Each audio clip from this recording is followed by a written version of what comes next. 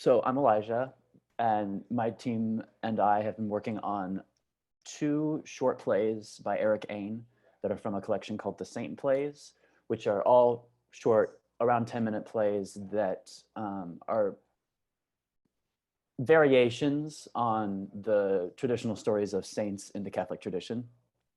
So we're looking at two plays. One of them follows the character Maggie as she wanders through New York City on the metro, grieving the loss of her daughter. And through that, she stumbles on the story of the saint Eulalia, and then through magic gets transported back to ancient Spain, where Eulalia is being brutally murdered. And then the other play follows the character of Gunna, who is a young girl who's born with wings. And she keeps having dreams where she's helping this knight who wants to be baptized and become a saint. And at the end, it turns out that that knight is the Saint George who slayed a dragon and is a very important figure. Saint George who slayed the dragon. And he takes her wings and claims that they are dragon's wings. So it's a retelling of that narrative. My point of view of moving into this project was, I was really interested in looking at all of the chaos and confusion and violence that's present in all of these plays and the narratives in general that they're drawing from, and locating the moments of warmth and care and really bringing those out and elevating them. To that end, sort of looking for these gaps or fissures, as the playwright Erik talks about, that the saints and the characters are experiencing. They come up to something and there's a gap, and they have to bridge that gap somehow. So using warmth as a way to bridge that gap. My team and I, we've been specifically investigating sort of the layers of the story that are coexisting. Whether it's Maggie and her husband, or the story of Eulalia, or the story of Gunna and St. George. And we've taken the Gunna and St. George story and tied it into the Maggie story, so that it's another one of the layers that Maggie sees as she's wandering through the city. I've had the amazing opportunity to work with Neff, they'll all click in a moment, Neff and Johnny, Maisie, and Scarlett. Neff is playing Maggie, the mother, and the knight. Johnny is playing Eulalia and a narrator figure. Maisie is playing the father and a priest. And Scarlett is playing Gunna and the body of Liz, which is Maggie and the father's daughter. It's been a lovely journey working with them. I want to take a quick moment to thank my actors, as everyone else has, and to say that I appreciate the time we've spent together. And I'm glad that we've been able to come up with these strange compositions over Zoom. So without further ado, I'll click out, Neff will click in, and we'll begin.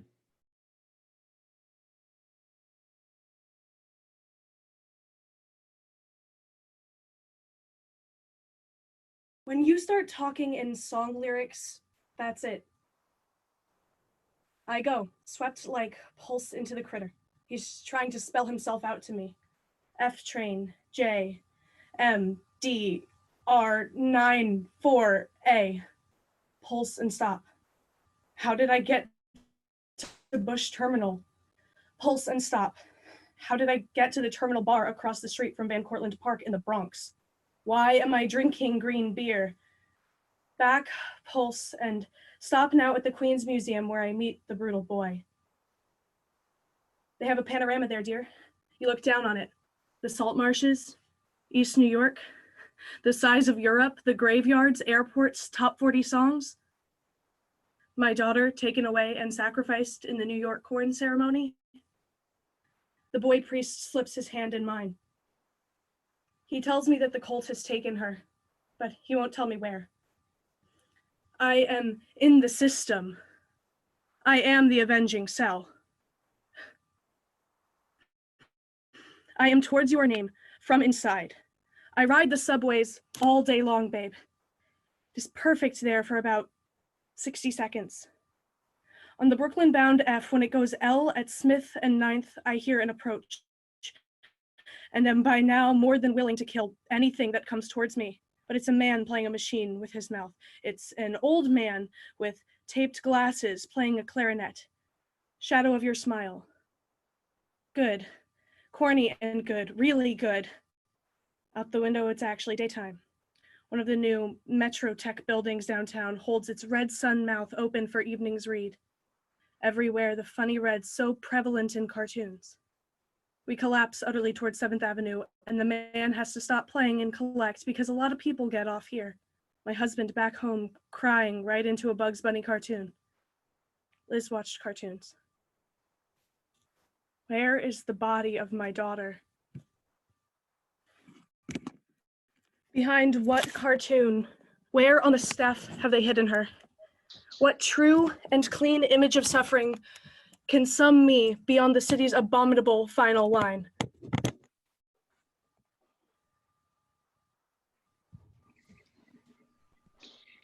In my hometown, the judge is being shaved by a eunuch with the same blade that emasculated the former boy. The judge is that confident of his authority. The shaving soap runs in the gutter. Everywhere, the streets are damp. They've been hosed down for the parade. The grown-ups are behind closed doors and shutters, protesting the ritual. But the young ones are drawn out when the militia scatter fruit on the ground. 7-year-olds squat like monkeys and eat fruit the size of small heads, and their parents give up and stand over them, suspending age over the staring, quick, curled children, monkeys eating heads. The parade comes. A gross sugar cake piled on a bier honors the god of this judge's capital authority. Where are they taking the cake? For the priests to eat. Which priests? My priests, the razor priests. Does the emperor know about this? He bought the sugar. Out of the way, Eulalia.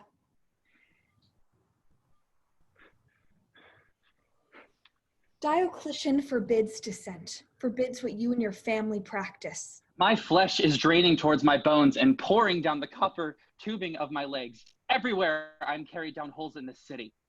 I will give you a crisp new dollar bill if you go away.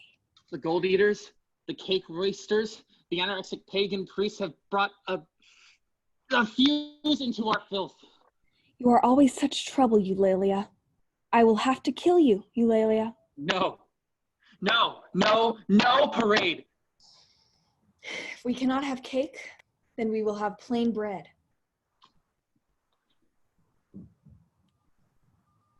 She told no one, but went straight to the Pope of Rome, looking her best. Her fame was such that she was granted an immediate audience. An archbishop at the Pope's left ear expressed serious misgivings, but the pontiff smiled continuously at Gunna, assuring her that baptism by proxy was quite the norm. He sprinkled the shoe with some of Gunna's very own blood, drawn from her thumb with her jackknife. Translated by the Pope, this was all made to seem on the up and up. Gunna flew off, but with no smile. She flew very thoroughly so that she would sleep deeply enough to reach the night again and rise to any new challenge, strong in her dream. What's that you say, honey?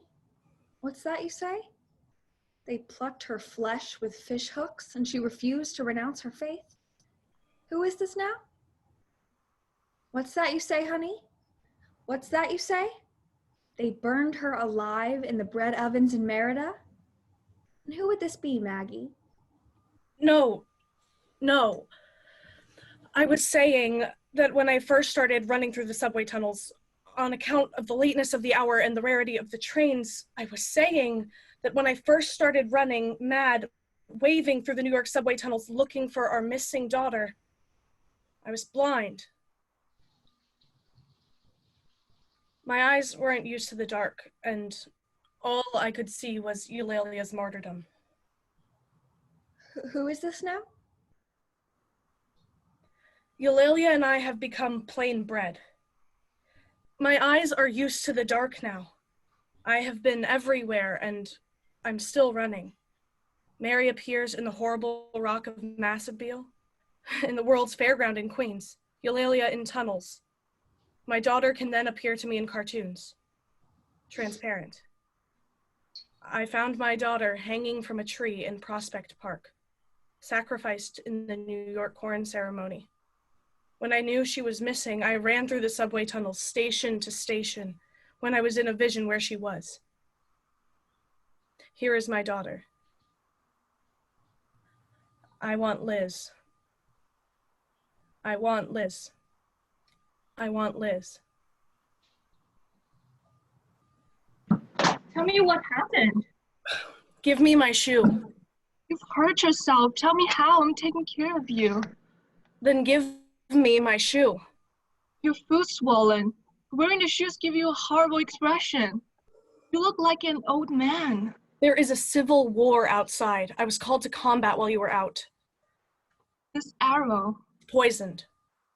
They shot me in the heel. I wasn't running away. They were all around us. I'm dying now. It's all been arranged. The baptism. You're all right. They'll make you a saint when you die. There's something else I need. Consider it done. They're done. You're walking the poison through. I've had an unremarkable life, with no conquests. Do you know where you are now? I'm in my dream. Since your blood is on the shoe, you're on my side of the time pane for as long as the dream lasts. I'll appear behind you in a battle. They will take me as a sign. The honor of the moment would be conferred on you unless I carried the day. And I'm not feeling very well. Speaking plainly, I am not an especially good knight. There must be some advantage to my being there. I need to accomplish a miracle. I doubt my ability to make something good. Perhaps I can destroy something evil. Like a dragon.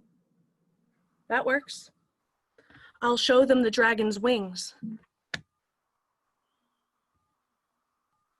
I'm awake now. No, you're not. You're deep, deep asleep. These wings are beautiful. They won't believe they're from a dragon. They'll be covered in blood. Terrible. The wings are mine when I take them. You're too strange to live. What's your name? George. First name George then. Yes, the dragon slayer. It all comes true. The first thing to catch fire is my hair, and it becomes so beautiful, I cry. A China mountain full of birds and mist.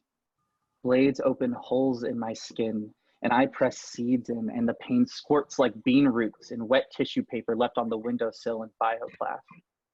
Cool, translucent, growing pain. The tendons expand and contract. I sit up, awfully, and the crowd backs away from the oven's mouth. All things sealed blow open like branches, like dusk's woodwind mouth tightened on anger. I am finally a grin.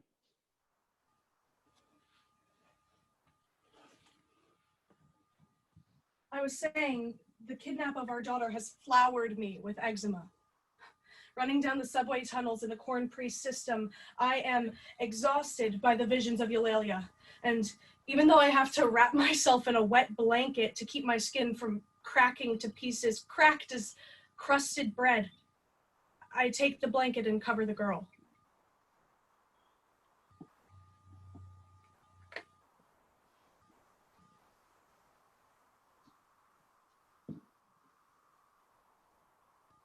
One day we walked along the sand, one day in early spring. You held a piper in your hand to mend its broken wing. Now I'll remember many a day and many a lonely mile.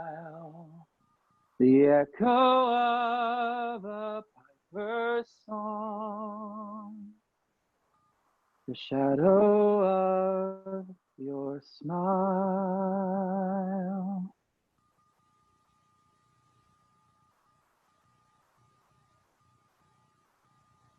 Scene.